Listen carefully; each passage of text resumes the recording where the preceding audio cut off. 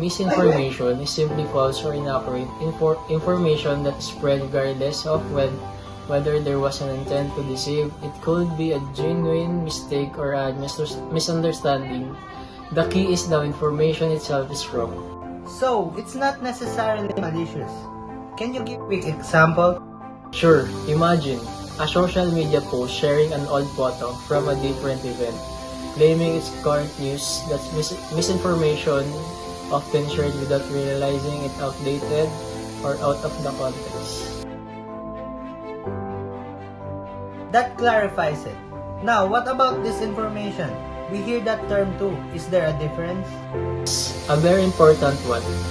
Disinformation is a false information that is deliberately created and spread with the intent to deceive or harm. Think of it as planned lie to manipulate.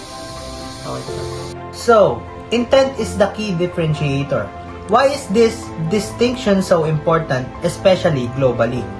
Because disinformation with its malicious intent can be incredibly destructive. It can fuel political instability, spread fear, undermine public trust, and even impact health decisions. It's a serious threat. So, as everyday media consumers, what are the top 3 things we can do to protect ourselves and others from misinformation?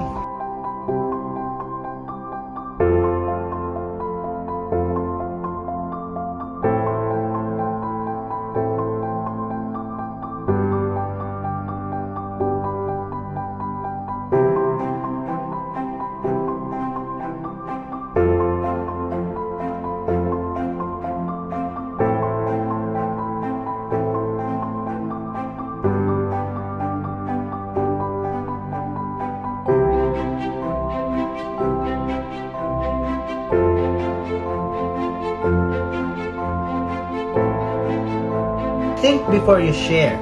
That's something we can all start doing immediately. What about the role of media companies and social media platforms?